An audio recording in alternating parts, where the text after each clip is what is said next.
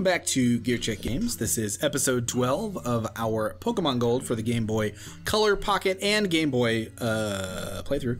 Last time, a lot happened. We went and found a friend, a very watery... Just go watch it. Yeah, go... Yeah, that's your homework for tonight. Watch the previous episode before watching this one. Sorry, I can't go to Grabble's funeral. I have to watch Gear Check Games. They told me to. All the hacky Let's Players have to do the recap. We should start doing like a 2-minute intro, a recap, and then like a next time on Gear Check Games segment for each episode to really pad out the lengths. Yeah, wait till we start adding the whole like 30-second segment at the end. Don't forget to hit that like and subscribe button. And we can't forget to have our credit sequence that just has like 3 or 4 of us, but like it still takes like 2 minutes because it has to get through the whole credits song. Yeah. This playthrough brought to you by Purple Mattress. I hope you want a mattress that'll take 3 hours to get here. We have to have our like little anime sponsor like segment at the beginning where we like play an instrumental version of the theme song. Oh, and yeah. have like the sponsor lady. What happened to this playthrough, man?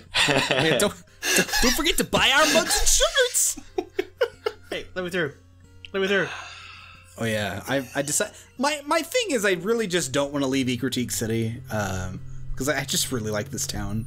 So I wanted to show off all the little bits before we move on in our adventure. It was a rather nice place to be, especially in the remake, as I think we discussed. Yeah. Graphical overhaul was very nice to Ecritique. Oh yeah. Yeah, I know we've mentioned it before, but the fall aesthetic is so good. Yeah, very. For some reason, I always associated the Gen 2 games with like autumn, even before Heart Gold and Soul Silver. I think that was when I first played Crystal, so that's probably why. To me, both Gen 2 and Gen 3, to an extent, both feel very connected to the land and nature and mythology. So like getting ingrained in like the land and the people, like it just. Oh, it's part of the experience. Yeah, I think that's one of the things I like about these, those 2 generations in particular, now that I think about it. Yeah. For me, 3, because that was, like, as much as I love Gen 2, Gen 3 really sold me on, like, the world of the Pokeverse. Yeah, I think, honestly, I think Gen 3 might have the best, like, world of any Pokemon game. Yeah. Just in the, you know, like... I would say aesthetically, my favorite one is probably Alola, but Alola also has the problem of being very like separated and like segmented. Whereas with Gen 3, like it's kind of like the same idea, not as like clearly themed, but it's also, you know, there's more to it, and you can kind of explore it at your own pace and like discover stuff. There's just not really as much to discover in a place like Alola. At least, I don't know. I didn't play Ultra Sun and Moon, but in the original, I remember it being kind of a constrained environment. It's quite linear. It's the FF10 of Pokemon games. It feels right, but like, you know, level design could have been better. But Gen 3, I think, just has overall like the best balance of like aesthetic and like world design. Trey, it's time to leave Ecritique. No, I know you don't want to go. By some invisible force. So I didn't realize I had Rock Smash. That's why I went back to that guy, because I was like, oh, snap, I don't have it. Just grab Flaffy by the tail and smash the rock with it. My soul is on fire. More like smash the tail, my god. Is this who I think it is? It's Fire Breather Ned. Hi, diddly hello, neighborino. No.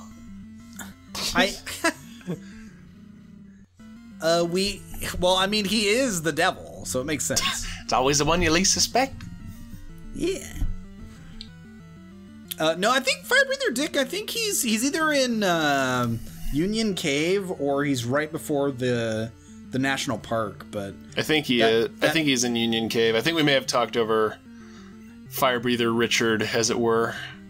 Richard. Yeah, he's the favorite son of England. Oh yeah. I think. So yeah, we're looking for legendaries today. Not Growlithe. Just because he evolves into what everyone calls the legendary. Oh yeah. Doesn't mean that he is the legendary. Literally classified in the Pokedex as legendary Pokemon. Just to be extra I guess that was back when, like, things weren't established, Well, technically, Arcanine is a legendary Pokemon, so he's illegal. Yeah, he's not in OU. He's in banned.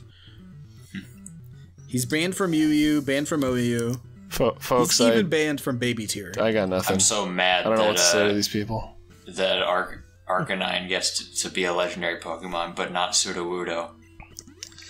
Yeah, honestly, how do they screw that up? Justice for Sudowoodo. Right? Justice the for legend. This playthrough is just the Sudowoodo fan club. There are 4 of us. Sudowoodo. I'm just imagining like a United. giant like gold bust of Sudowoodo. Oh my Didn't God, we trying to just get the battle face you? With a plaque that says the legend. I want more punishment. Hit me, gold, hit me. Oh, God. Gray Fox? Is that you? Also, I don't know why Ralph sounds like he's from Brooklyn, but you know what? It works. Yeah, you have to... Damn. This puzzle, it's really not a puzzle. It's just like a room with blocks you can smash. So a puzzle by the standards of Pokemon. Yeah. It's no underground rocket corner puzzle, but, you know, it's something. Or a certain upcoming ice-themed dungeon we'll be visiting. Oh, God. We'll get there. As any Pokemon fan knows, there's 2 kinds of puzzles in Pokemon. There's not puzzles and not fun puzzles. Yeah. Oh my God, snap. we were all off base. He was lurking here. I sensed him. That's what it was. Your fire breather Richard sensor was pinging. Believe it or not, Glad I got the snake fixed last week. I guess that initial encounter made some kind of impression on me because I had an image in my head, like when we encountered Ned. I was like, no, I remember Dick being like in an upper part of a room, not like down here. Yeah. Oh my God, he turned gray after we beat him. He's dead. We snuffed him out. I didn't know we were playing Pokemon Knife Edition. Oh my Lord, what the heck? Whatever that one like the Pokemon like ROM hack where when you beat trainers they die. Oh my God. Did he like singe himself in the battle? Like what happened to you, Dick? I guess. I didn't read the dialogue. I wasn't paying attention. He went a little too hard. I guess so. So this part is a required dungeon or set of 2 rooms in the remake. But in this one, it's another optional thing. Like, we're doing a lot of optional stuff, but, like, it really adds to the flavor of Gen 2. Mm-hmm. It's like Lapras, that whole little dungeon underground with the ocean pouring into the underground cave. They should have called it the Lapras Labyrinth. This game really, God dang it. This game really, like, rewards you for, like, exploring around and stuff. Mm-hmm. Oh, yeah. It's almost kind of daunting when, like, you get... Because I feel like you get a lot of stuff around... Ecruteak is kind of the point where the game becomes more, like, non-linear, or, like, more accommodating to, like, different progression orders. And because of that, you get a lot of things that expand the world around the same time. So every time I hit this point in the game, I'm like, okay, let me just go through my mental checklist of, like, what areas can I now revisit to, like, unlock stuff. Yeah. Which can, it can be a little bit overwhelming, honestly, but, you know, I would rather have it there as an option than not have it at all. I hope you name this coughing what I always name coughing. What's that? Andy Kaufman. Oh my God. He's the greatest wrestler that we'll ever know. Gotcha. Poots. Yeah. Poots. Poots. Basically the same thing. Oh no, you're poisoned. But yeah, anytime I get a... PSN. Oh no. Oh no, the viruses. I hope I get 5 free games out of this. Eevee's credit card info is going to be released to the public. So here's our very colorful squirrely boys. Oh god, the continuity. Fire breather Dick lost his soul and it came down here to power up the legendary dog. Yeah. He was the seal. Also, I did not know that was one of the first hidden items I didn't know about in this playthrough. I was just like, surely they wouldn't hide something here, and they did. He reincarnated into 3 like demigod beasts. Yeah. Oh yeah, so that's Suicune, Raikou, and Entei, the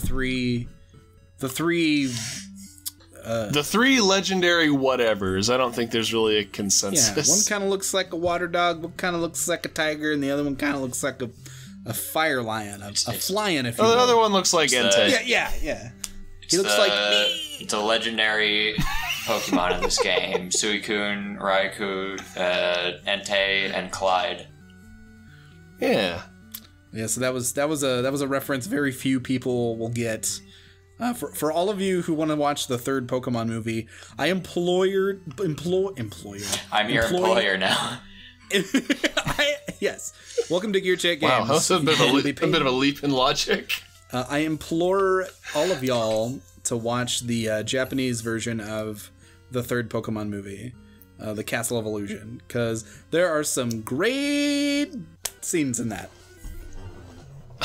Especially by which you mean there is a great scene right at the very end. It's the one where Entei it's the moment where Entei has to decide whether he's going to help the humans or not.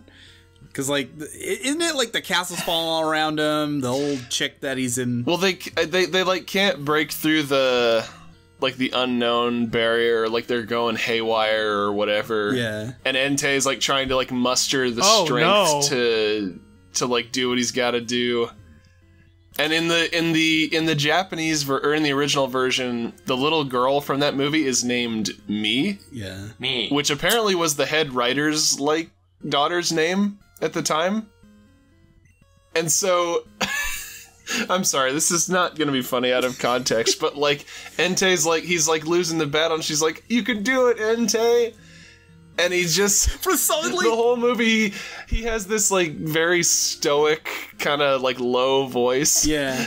Until the very end when he's like goes to do his final attack and he's just like, "Me!" Yeah, he like screams.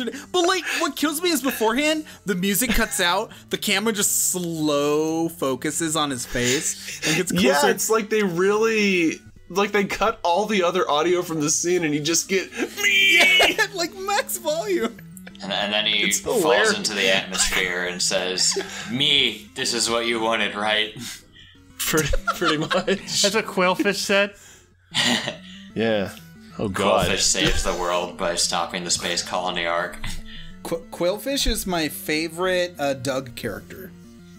I guess he's kind of like Sonic, you know, he's blue, he's got spines. He's like off-brand Sonic that you'd see like a plushie of in some like flea market. He's gumball eyes Sonic. The little popsicle. Oh god. He's gumball eyes he's Sonic? SD Sonic. Oh no. Masters or Game Gear Sonic. Yeah. Our 8-bit boy. Hey. Oh man. That's my secret. Why is everyone wants to be freaking left alone in this game? Why do you want to challenge me? Look at him, he's only wearing a trench coat. I want to be left alone too. You don't want to fight, just turn around, my guy. It's not rocket science. In Arena looks like he's very concerned about this experience bar. Oh yeah, her and Sandshrew both. She looks like she's doing that thing that hunting dogs do, where they like point out the animal. Yeah, it's just it was foreshadowing up like 10 years early.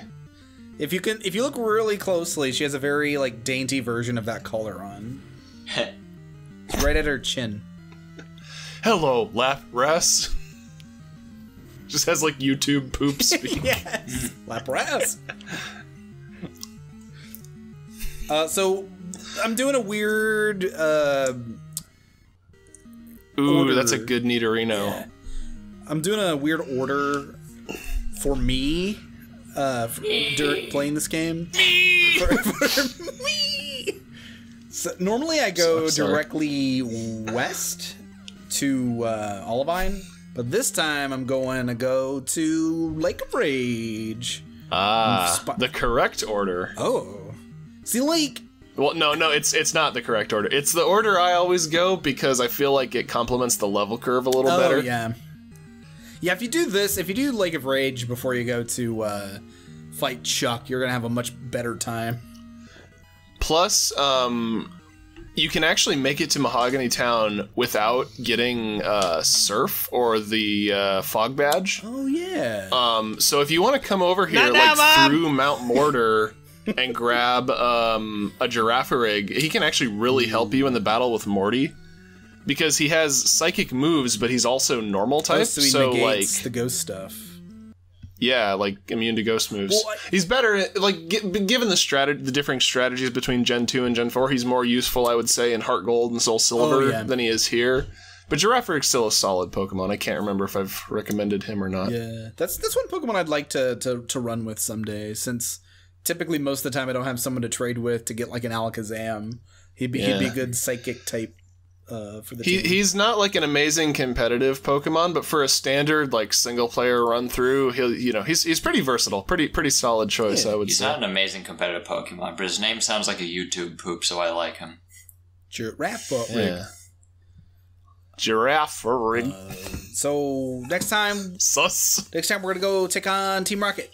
Join us then, y'all. Later.